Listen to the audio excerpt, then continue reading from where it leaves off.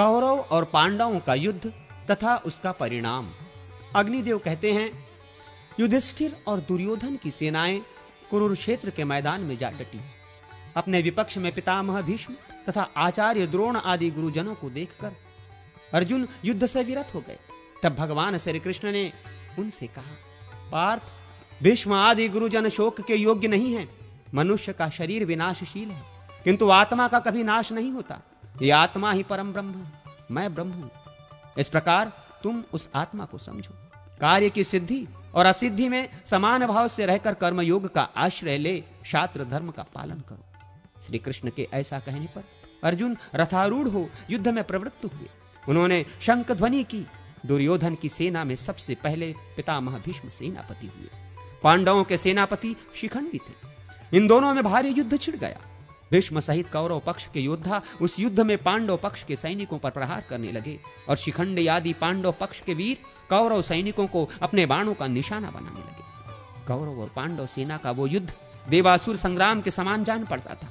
आकाश में खड़े होकर देखने वाले देवताओं को वो युद्ध बड़ा आनंददायक प्रतीत होता था। भीष्म ने 10 दिनों तक युद्ध करके पांडवों की अधिकांश सेना को अपने बाणों से मार गिराया। 10वें दिन अर्जुन ने वीरवर भीष्म पर बाणों की बड़ी भारी वृष्टि की। इधर द्रुपद की प्रेरणा से शिखंडी ने भी पानी बरसाने वाले मेघ की भांति भीष्म पर बाणों की झड़ी लगा दी। दोनों ओर के हाथी सवार, घुड़सवार, रथी और पैदल एक दूसरे के बाणों से मारे गए। भीष्म की मृत्यु उनकी इच्छा के अधीन थी।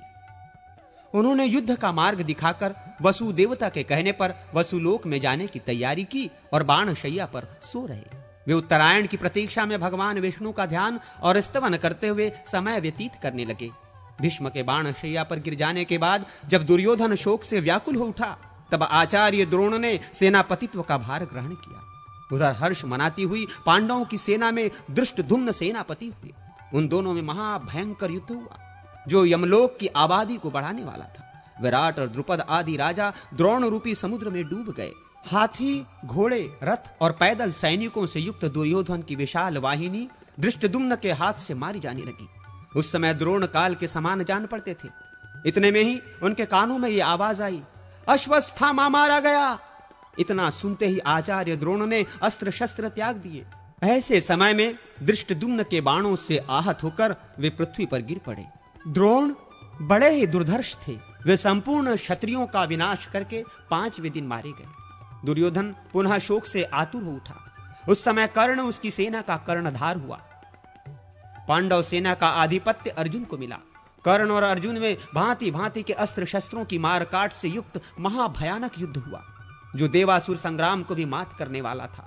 कर्ण और अर्जुन के संग्राम में कर्ण ने अपने बाणों से शत्रु पक्ष के बहुत से वीरों का संहार कर डाला, किंतु दूसरे दिन अर्जुन ने उसे मार गिराया। तदनंतर राजा शैल्य कौरव सेना के सेनापति हुए, किंतु वे युद्ध में आधे दिन तक ही टिक सके। दोपहर होते होते राजा युधिष्ठिर ने उन्हें मार गिराया।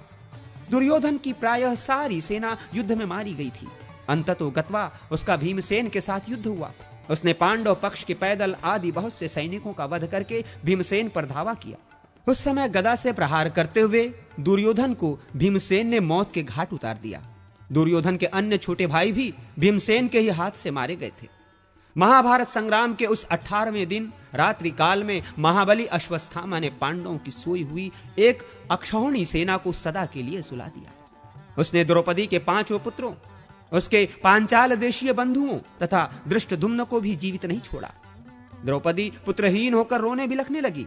तब अर्जुन ने सिंह के अस्त्र से अश्वत्थामा को परास्त करके उसके मस्तक की मणि निकाल ली। उसे मारा जाता देख द्रौपदी ने ही अनुनय विनय करके उसके प्राण बचाए। इतने पर भी दुष्ट अश्वत्थामा ने उत्तरा के गर्भ को नष्ट करने के लिए उस पर अस्त्र का प्रयोग किया। वो गर्भ उसके अस्त्र से प्रायः दग्ध हो गया था, किंतु भगवान श्री कृष्ण ने उसको पुनः जीवन दान दिया। उत्तरा का वो गर्भस्थ शिशु आगे चलकर राजा परीक्षित के नाम से विख्यात हुआ। कृतवर्मा, कृपाचार्य तथा अश्वत्थामा ये 3 वीर कौरव पक्षीय वीर उस संग्राम से जीवित बचे। दूसरी ओर 5 पांडव, सात्यकी तथा भगवान श्री कृष्ण ये 7 ही जीवित रह सके, दूसरे कोई नहीं बचे। उस समय सब ओर अनाथा स्त्रियों का आर्तनाद व्याप्त हो रहा था। भीमसेन आदि भाइयों के साथ जाकर युधिष्ठिर ने उन्हें सांत्वना दी तथा रणभूमि में मारे गए सभी वीरों का दाह संस्कार करके उनके लिए जलांजलि दे धन आदि का दान किया।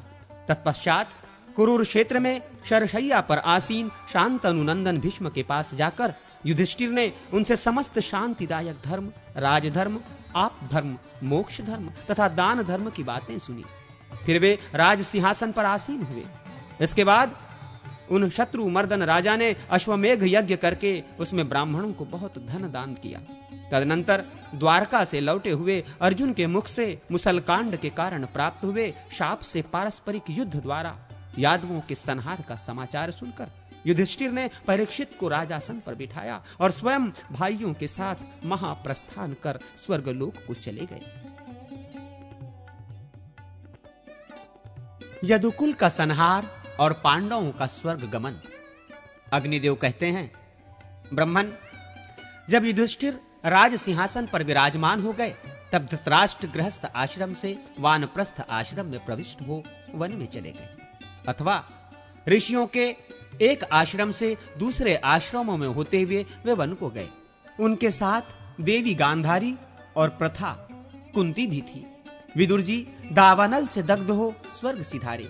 इस प्रकार भगवान विष्णु ने पृथ्वी का भार उतारा और धर्म की स्थापना की तथा अधर्म का नाश करने के लिए पांडवों को निमित्त बनाकर दानव, दैत्य आदि का संहार किया।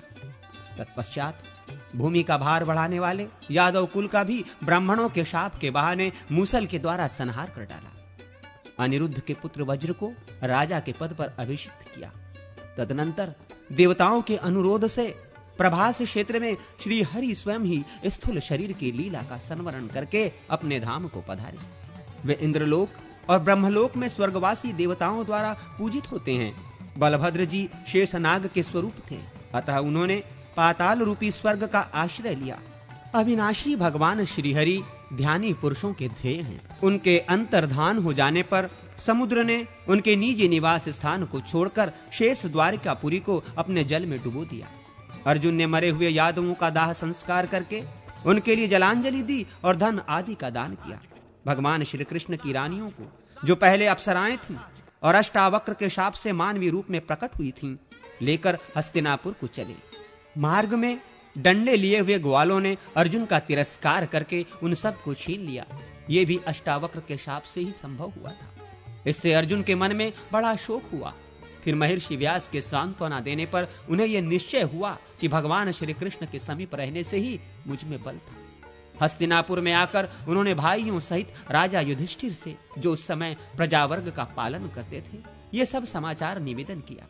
वे बोले, भैया, वही धनुष हैं, वे ही बाण हैं, वही रथ हैं और वे ही घोड़े हैं, किंतु भगवान श्री कृष्ण के बिना सब कुछ उसी प्रकार नष्ट हो गया जैसे अक्षोत्रियों को दिया हुआ दान। ये सुनकर धर्मराज युधिष्ठिर ने राज्य पर परीक्षित को स्थापित कर दिया। इसके बाद बुद्धिमान राजा संसार की अनियतता का विचार करके द्रौपदी तथा भाइयों को साथ ले महाप्रस्थान के पथ पर अग्रसर हुए। मार्ग में वे श्रीहरि के अष्टोत्तर शत नामों का जप करते हुए यात्रा करते थे।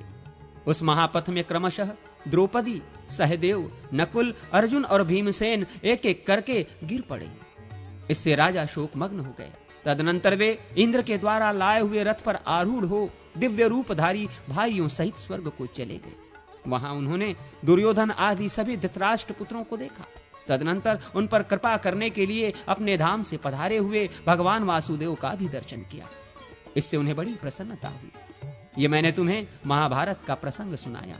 जो इसका पाठ करेगा वो स्वर्गलोक में सम्मानित होगा।